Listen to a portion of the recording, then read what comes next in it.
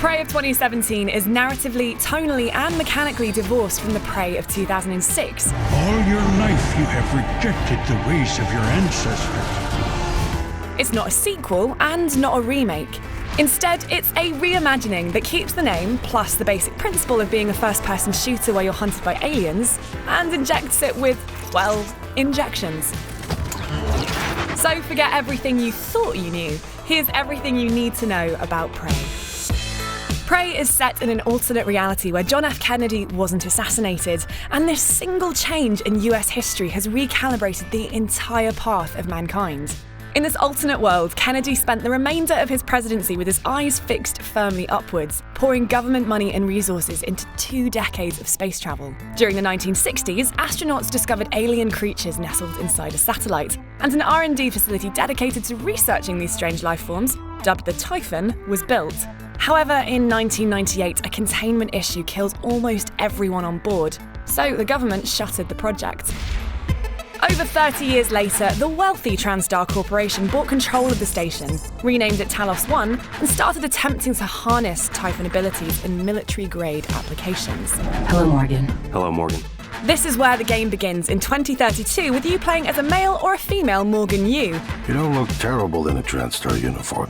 A TranStar employee working on bleeding-edge genetic modification experiments. You're not going to like what I have to say next. Things go wrong, and without wanting to spoil the story, to survive you must delve into the underbelly of TranStar and uncover Morgan's role in the Typhon experiments.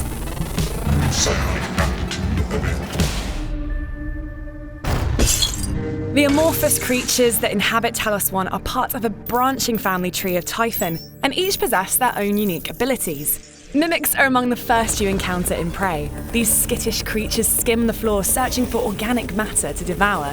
When they're not chowing down on creme de your face, they can take any form of innocuous object lying around the station, like this coffee cup, or this chair, or this bottle of toilet spray.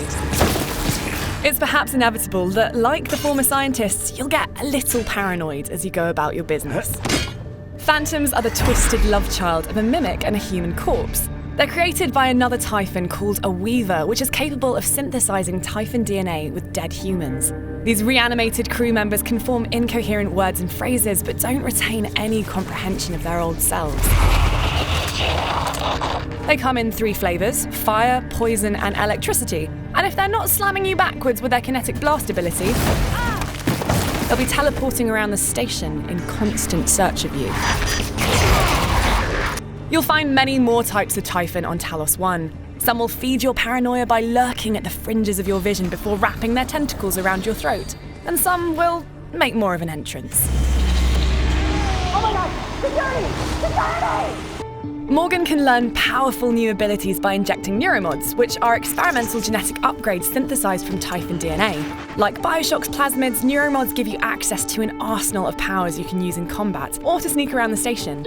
You can copy the Phantom's kinetic blast to push objects away from you, or mimic a mimic and turn into a gun turret. Learning to chain abilities together helps defeat the trickier enemies that stalk Talos 1's halls, but be careful. The more neuromods you use, the more you'll attract the attention of one particularly nasty Typhon, the aptly named Nightmare.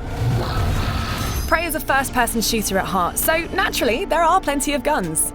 Vanilla pistols and shotguns are scattered throughout the station, but you can also repurpose scientific tools that weren't meant for combat. The glue cannon can be used to do this, or even this. Meanwhile, the recycler charge is essentially a grenade that turns matter and enemies into craftable resources. You can then use a machine called a fabricator to craft materials into useful tools, like the Artax propulsion system, which enables you to explore outside the space station. Learning how to combine and apply different guns, tools, and abilities is vital to getting the edge on your enemies, especially since they're unnervingly unpredictable.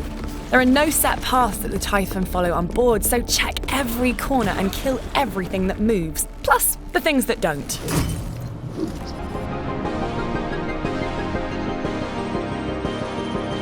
Like a Metroidvania game, you have access to the entire contiguous space station, limited only by your abilities and possession of passcodes. Psychoscope required beyond this point. You might need to improve your hacking skill to break into a locked room, or use the glue gun to create platforms that lead to an area you couldn't reach before. Design-wise, Talos 1 evokes many of the Art Deco furnishings you'd find in BioShock's Rapture.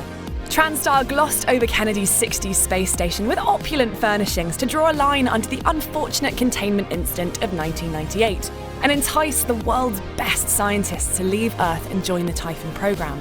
The result is a rich, retro-futurist environment littered with the stories of people who lived and worked there.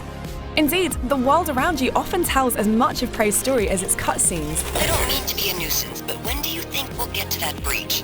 I'm headed out there as we speak. Computer terminals, audio logs, and books give clues to the backstory of Talos 1, hinting at Morgan's own role in the experiments and its mysteries. There's something almost angelic about those golden filaments. So that's everything you need to know about Prey, a sci-fi thriller set in an alternate future where danger lurks around every corner.